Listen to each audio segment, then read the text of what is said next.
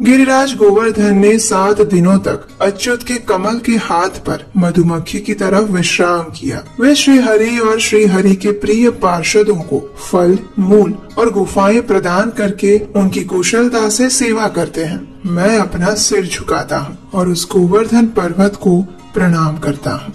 हरे कृष्णा। आप सभी को गोवर्धन पूजा की ढेर सारी शुभकामनाएं। इस वर्ष ये पर्व आ रहा है 2 नवंबर 2024 शनिवार के दिन। तो चलिए आज के इस वीडियो में हम देखते हैं कि इस दिन गोवर्धन पूजा करने की शास्त्रोक्त विधि क्या है। गोवर्धन पूजा के दिन प्रातः ब्रह्म मुहूर्त में उठकर स्नान इत्यादि से अपने नित्य कार्य को पूर्ण करना चाहिए। तत्पश्चात स्वच्छ और सुंदर वस्त्र आभूषण से सुसज्जित होकर घर के आंगन में भगवान के स्वागत हेतु फूलों या रंगों से रंगोली बनानी चाहिए। दीपक प्रज्वलित करने चाहिए। फिर अपने मंदिर को स्वच्छ करके भगवान की नित्य सेवा पूजा करके घर पर मंगला आरती करनी चाहिए। उन्हें दीपदान अर्पित करना चाहिए। तत्पश्चात तुलसी देवी को पर्याप्त मात्रा में जल अर्पित करके उनकी पूजा करनी चाहिए। उनके समक्ष दीपक प्रज्वलित करके उनकी सेवा करनी चाहिए। उसके बाद तुलसी देवी के समक्ष बैठकर अधिक से अधिक संख्या में हरे कृष्ण महामंत्र का जप करना चाहिए। इस उत्सव को अन्नकूट पूजा के रूप में भी मनाया जाता है। इसलिए इस दिन हमें अनाज से बने हुए भोजन तैयार करने चाहिए। विभिन्न सात्विक पकवान बनाने चाहिए और उसे भगवान को अर्पित करने चाहिए। इस दिन गोवर्धन पर्वत की एक प्रतिमूर्ति गाय के गोबर से बनाई जाती है। पूजा में ढेर सारे फल, धूप, बत्ती और यहाँ तक कि पानी भी शामिल होता है, जिसे गोवर्धन पर चढ़ाया जाता है। अगर आपके घर पर सुविधा है तो आप भी अपने घर पर भगवान श्री गिरिधारी का ये गोवर्धन स्वरूप बना सकते हैं, जिन्होंने अपनी एक उंगली पर गोवर्धन पर्वत को उठाया था। उस प्रतिमा को बनाकर आप उसकी विधि विधान से पूजा अर्चना कर सकते हैं। अगर ये संभव नहीं है तो आप आसपास के किसी भी इस्कॉन मंदिर में जाकर भी गोवर्धन पूजा कर सकते हैं, या फिर ऐसे किसी भी मंदिर में जा सकते हैं जहाँ पर गोवर्धन पूजा का आयोजन किया जाता हो।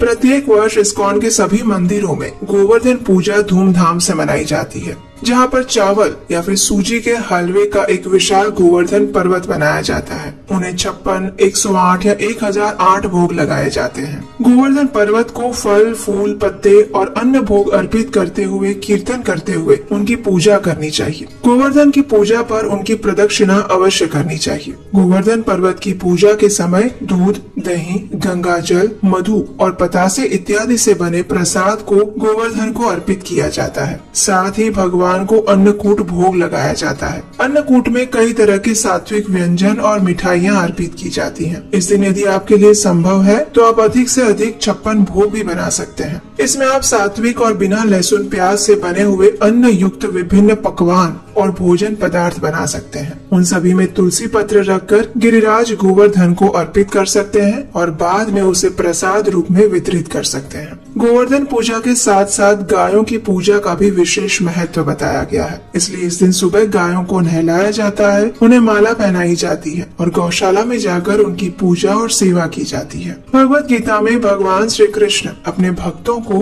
गायों की रक्षा करने के निर्देश देते हैं, क्योंकि वे हमें दूध देती हैं, जिससे घी बनता है और उसका उपयोग वैदिक अनुष्ठानों को करने के लिए भी किया जाता है। इसलिए इस दिन घी और दूध से बनी हुई वस्तुओं का उपयोग गिरिराज और भगवान गिरिधारी को चढ़ाने के लिए भी किया जाता है। इस प्रकार विधि विधान से प्रतिपदा के दिन, यानी कि कार्तिक मास के शुक्ल पक्ष की प्रतिपदा के दिन आप गोवर्धन के साथ साथ गाय माता की भी पूजा कर सकते हैं। स्कंद पुराण में कहा गया है कि प्रतिपदा के दिन हमें प्रातः काल ब्रह्म मुहूर्त में उठकर स्नान करके सुंदर वस्त्र आभूषण से सुसज्जित होना चाहिए और भगवान की मंगला आरती करनी चाहिए। प्रतिपदा के दिन अभ्यंग स्नान किया जाता है और जो व्यक्ति इस प्रकार प्रातः स्नान इत्यादि करके गोवर्धन पूजा करता है, उसके सभी कार्य अक्षय बन जाते हैं। इस दिन भजन, कीर्तन और भगवान श्री हरि की कथा, लीला का श्रवण, दान इत्यादि द्वारा अपना दिन व्यतीत करना चाहिए। जो भी मनुष्य इस तिथि पर या इस शुभ दिवस पर जिस रूप में स्थित होता है, वही रूप 1 वर्ष तक उसे प्राप्त होता है।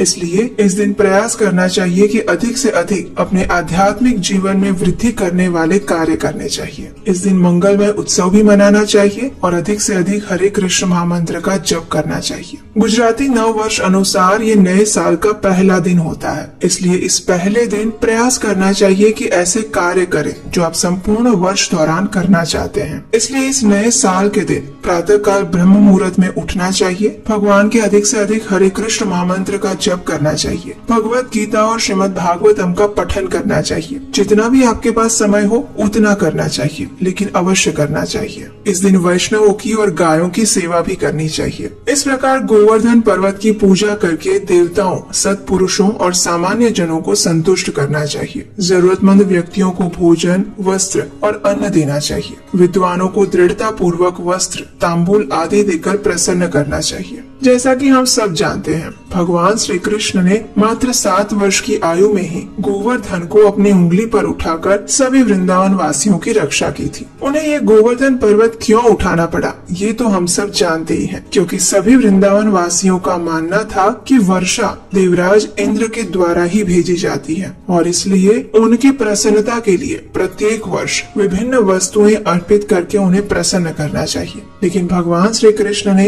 इस बार ये पूजा करने के लिए मना कर दिया और नंद बाबा से गोवर्धन की पूजा करने का सुझाव दिया। गोवर्धन पर्वत से ही उन्हें सभी वस्तुएं प्राप्त होती हैं। गोवर्धन के पर्वत और झरने वृक्ष के कारण ही वृंदावन वासियों का जन जीवन चलता था। इसलिए भगवान श्री कृष्ण और सभी व्रजवासियों ने गोवर्धन की पूजा की। इस पूजा के दौरान उन्होंने गोवर्धन को अन्नकूट अर्पित किया, अनेक प्रकार की चीज वस्तुएं अर्पित की और तब भगवान श्री कृष्ण स्वयं गोवर्धन के स्वरूप में प्रकट हुए और उन्होंने कहा कि मैं आपकी इस पूजा से अत्यंत प्रसन्न हुआ हूँ, अतः आपने जो भोग अर्पित किया है वो मैं ग्रहण करता हूँ। और तभी से भगवान श्री कृष्ण को गिरधारी भी कहा जाता है, क्योंकि उन्होंने 7 दिन और 7 रात्रि तक इस गोवर्धन पर्वत को धारण किया था। भगवान श्री कृष्ण ने 5000 वर्ष पहले जो गोवर्धन पूजा की थी, उसी के कारण आज भी हम इस पर्व को प्रसन्नता पूर्वक मनाते हैं। प्रत्येक वर्ष दिवाली के एक दिन बाद यानी कार्तिक मास के शुक्ल पक्ष की प्रतिपदा तिथि के दिवस पर गोवर्धन पूजा का महोत्सव मनाया जाता है और जैसा कि हमने कहा, इसी दिन से गुजराती नव वर्ष का भी आरंभ होता है। वर्तमान समय में ये गोवर्धन पर्वत उत्तर प्रदेश के मथुरा से व्रज में आज भी स्थित है। भगवान श्री कृष्ण ने इस व्रज में अनेक लीलाएं की थी और ऐसी ही एक लीला ने प्रसिद्ध पर्व को जन्म दिया और वो थी गोवर्धन पूजा। भगवान श्री कृष्ण ने वृंदावन वासियों से कहा था कि वे स्वयं गोवर्धन पर्वत हैं और इसलिए भक्तों को भी समझ आ गया कि भगवान श्री कृष्ण और गोवर्धन में कोई भिन्नता नहीं है।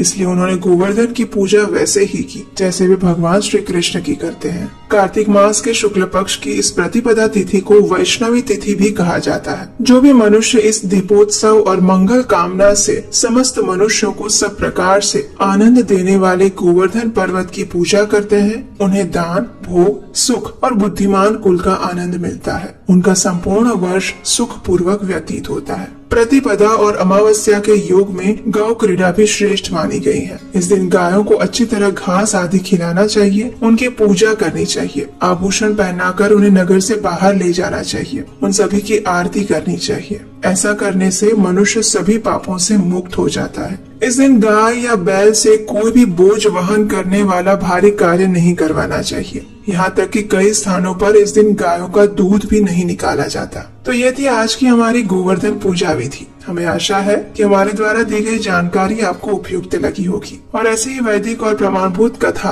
और सचोट माहिती जो अपने वैदिक धार्मिक ग्रंथों से लेकर आते हैं, उसका निरंतर श्रवण करने के लिए आपके अपने इस चैनल को सब्सक्राइब कर लीजिए, बेल आइकन दबाकर नोटिफिकेशन ऑन कर लीजिए। आप हमारे व्हाट्सएप और टेलीग्राम ग्रुप से भी जुड़ जाइए, जिससे कि हमारे द्वारा कही जाने वाली सभी कथाएं आपको निरंतर प्राप्त होती रहे। उस व्हाट्सएप और टेलीग्राम का लिंक नीचे डिस्क्रिप्शन बॉक्स में दिया गया है। और अगर आज की ये गोवर्धन पूजा व्रत विधि आपको अच्छी लगी है तो अभी उसे अपने मित्रों और परिवारजनों को भी शेयर कर दीजिए। और हम आपसे मिलेंगे इसी गोवर्धन पूजा का महत्व दर्शाती हुई पौराणिक कथा के साथ। हरे कृष्णा।